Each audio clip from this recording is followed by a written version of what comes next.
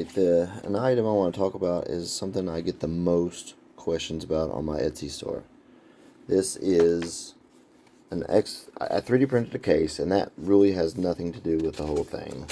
It's an Xbox One external 2TB hard drive. It has the official Xbox logo. It's Seagate, and they sell this to connect to your Xbox One to allow you to install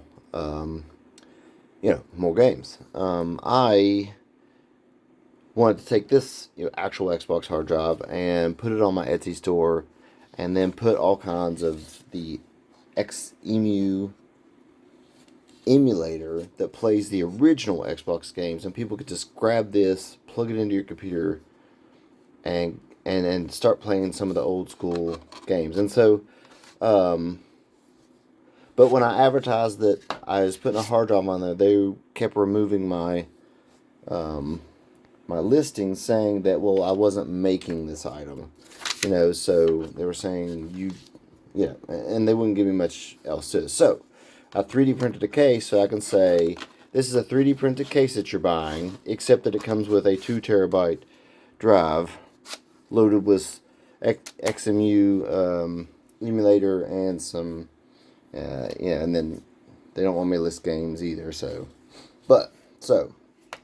got this. But the key question is number one is, people like to ask if this will connect to their actual original Xbox. No, it's not designed for that. This is just designed for you to hook to your Windows 11 PC and play it as emulated files. Now, does that not mean that you can't figure out how to get the 870 some games that are on here to work on your original Xbox, or maybe this drive itself? I don't have that information. I don't know how that works.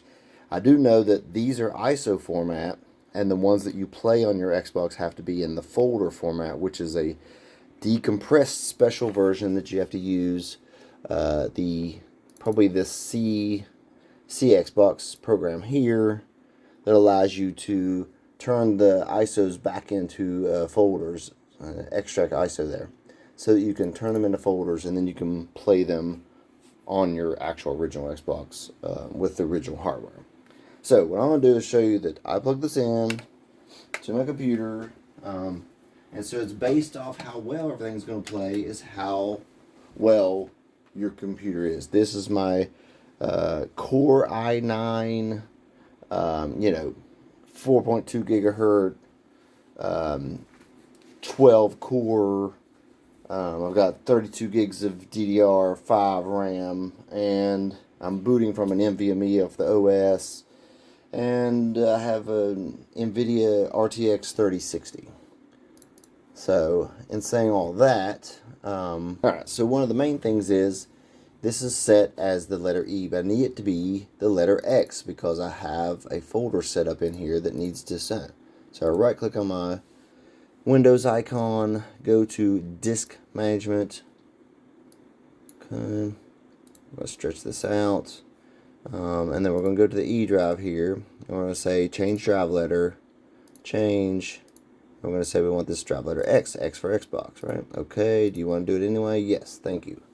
So now I've got the ES Emulation Station Desktop Edition, so you can actually get your GUI interface right off this, or you can go into the emulators at the xemu and run it straight from the actual thing. So I got to connect the controller up, and then as you can see, everything's loading. It's already got a single drive, not drive, but a game, the last game that I played is on there. Everything's going to work 100%. We're going to have sound. Well, turn this up for a quick sound there. Alright, so we'll just exit out of that. Alright, cool. So that's ready to go. I'm just going to hook up a controller, and then I'll show you both. You can run them straight from the emulator, or you can use the interface I've created. Alrighty, so I've got my very similar Xbox style controller. This one particular one's wired, but you can use Bluetooth or anything. So I'm going to go in here, and I'll make sure I'll let it go through this thing here. And go load the game up, hit settings, and I want to go to input, and I want to make this screen bigger, and it should, oh, I got drop down keyboard, tell it I want the controller, now you can see this is moving, perfect. So if I just want to say, I can say eject disk, and we'll just get this blank, and then I'll say load a disk, and now we have to go to the X drive, emulation station, ROMs, all the way down to the Xbox. Now the cool thing is this setup through, you could just add stuff in here. I mean, there's no room on this drive. It's a full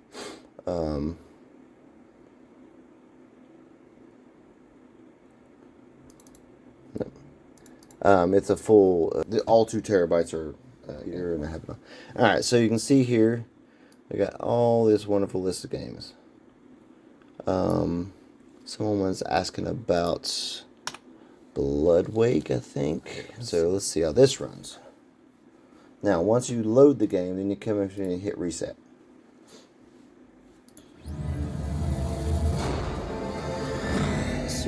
Alright, so let's go to view and there. Alright, I'm gonna skip. Create a game. That's all we got for choose from at the moment. Next. Good Lord, how long does it take to get into this game? Alright.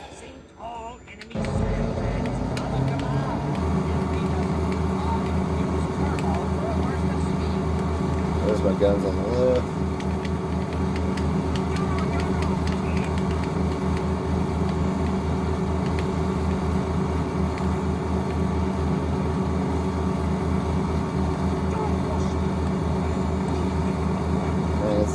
It's kind of tough. So view and off full screen and eject disk. So we're going to find so I mean, for the most part, anything that I load on. So but what I'll do is I'll show you. I'm going to close this out, and instead of using the actual interface of that, we're going to go down to the ES-DE, and it'll probably want me to update, but we're just going to ignore that for now. So I've already set it up so that it looks and finds all the games for you to launch out of this really cool menu system. So the only system got in here is this, and then I've got all the pictures.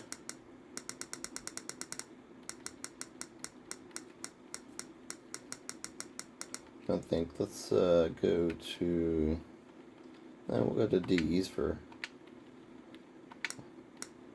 DaVinci Code. Cool. See if we get Dead or Alive and see.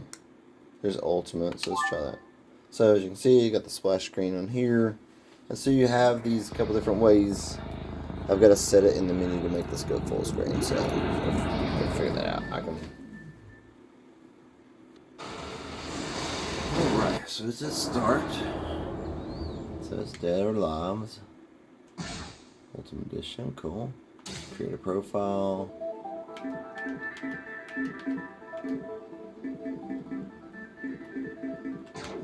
Oh, let's see. X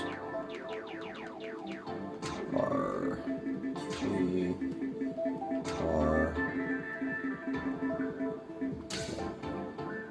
There we go. We'll go with that. Okay, live story. Where's on the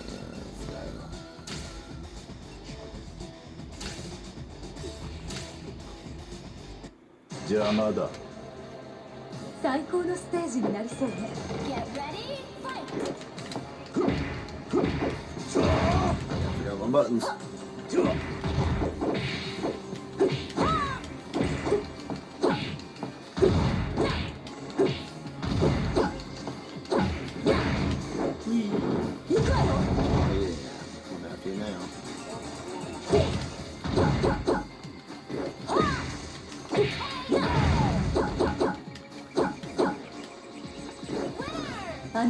Of course.